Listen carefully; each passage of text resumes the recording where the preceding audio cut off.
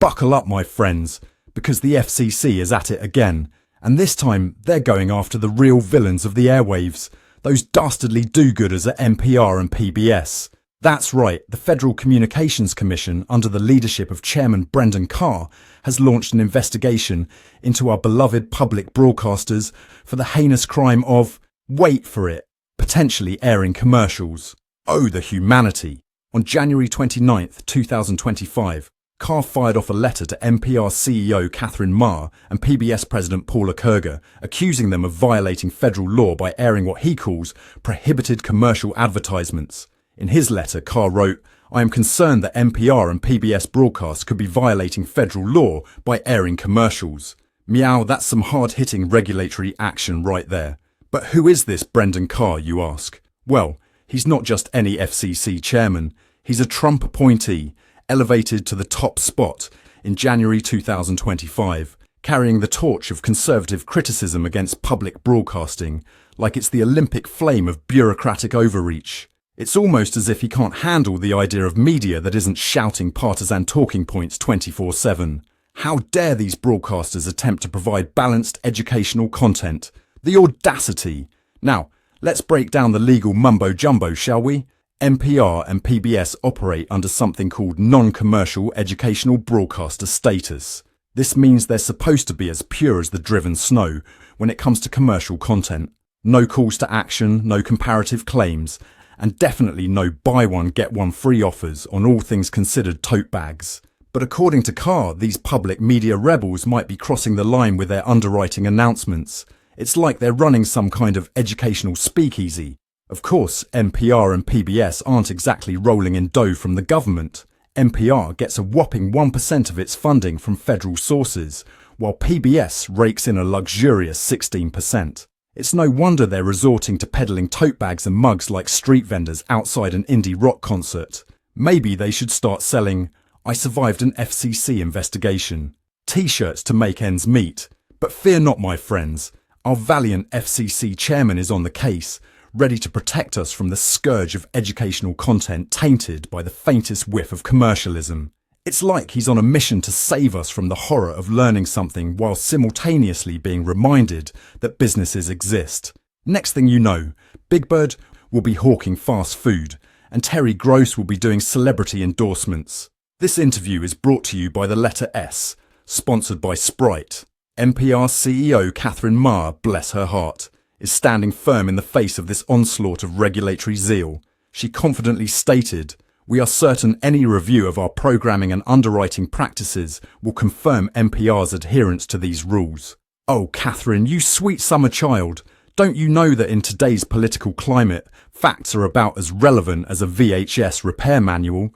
Not to be outdone, PBS President Paula Kerger chimed in with her own defence, saying, "PBS has worked diligently to comply with the FCC's underwriting regulations."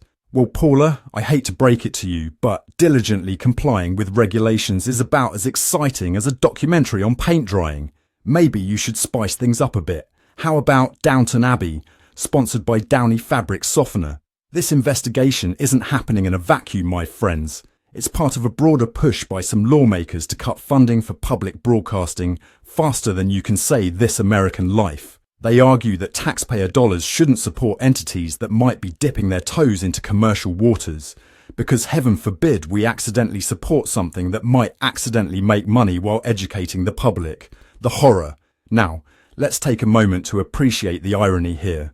We're investigating public broadcasters for potentially airing commercial-like content, while commercial broadcasters are free to air whatever nonsense they want as long as they slap a sponsored content label on it. It's like accusing a vegan restaurant of secretly using butter while ignoring the steakhouse next door. Tonight on Fox News, is your kale trying to sell you something? But wait, there's more. This investigation could affect up to 1,500 member stations across the country. That's right, folks. Your local NPR station that barely has enough funding to keep the lights on might now have to worry about whether their support for this program comes from messages are too spicy for the FCC's delicate sensibilities. Maybe they should just replace all their underwriting announcements with the sound of a cash register opening and closing. That should be vague enough to pass muster. And let's not forget the technological elephant in the room. As media consumption shifts to digital platforms faster than you can say podcast, public broadcasters are caught between a rock and a hard place. They need to find new ways to fund their operations in the digital age, but heaven forbid they adapt too much. It's like expecting them to compete in the Indy 500 while riding penny farthings. This whole debacle brings to mind the immortal words of Oscar Wilde. The public have an insatiable curiosity to know everything except what is worth knowing.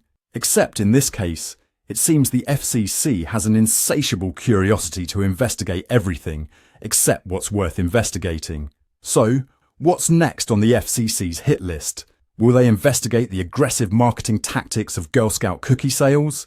Perhaps they'll crack down on the subliminal messages hidden in the static between radio stations. Buy more tote bags. Buy more tote bags.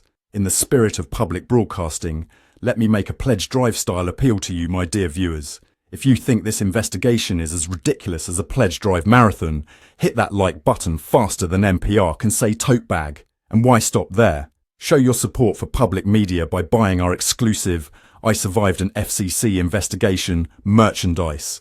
All proceeds go to buying Brendan Carr a sense of humour. But seriously, folks, this investigation raises some important questions about the future of public broadcasting in America. As federal funding continues to dwindle, how are these organisations supposed to stay afloat without resorting to more aggressive fundraising tactics? And at what point does the pursuit of financial stability compromise their educational mission? It's like asking them to perform ballet while walking a tightrope over a pit of hungry lawyers. It's worth noting that other countries handle public broadcasting quite differently. In the UK, for example, the BBC is funded primarily through a licence fee, which provides a stable revenue stream and helps maintain independence from government influence. Meanwhile, we're over here treating NPR and PBS like they're running some kind of educational speakeasy. Quick, hide the dictionaries. The FCC is coming. As we continue to navigate the murky waters of media funding and regulation, one thing is clear. The debate over public broadcasting isn't going away anytime soon. So grab your popcorn or your sustainably sourced, organic, locally grown alternative snack of choice and settle in for what promises to be a long and entertaining ride. Who knows? Maybe by the end of this, we'll see Elmo testifying before Congress on the virtues of corporate sponsorship. Elmo loves learning, and ExxonMobil. In the meantime, I'll be eagerly awaiting the next exciting chapter in this riveting saga. Will NPR be forced to replace Terry Gross with a talking can of soup? Will PBS have to rename Sesame Street to Brought to You by the Letter S, sponsored by Sprite Street? Only time will tell. And remember, my friends, in a world where reality often feels stranger than fiction, at least we can count on our public broadcasters to keep things educational. Until next time, this is Ron de Parmesan, reminding you that in the world of news, sometimes the most absurd stories are the ones that are all too real. Stay informed, stay entertained, and for the love of all that is holy, please don't try to sell me anything during the credits. Thank you for tuning in. I'm Ron de Parmesan, and this has been another Newscat special report.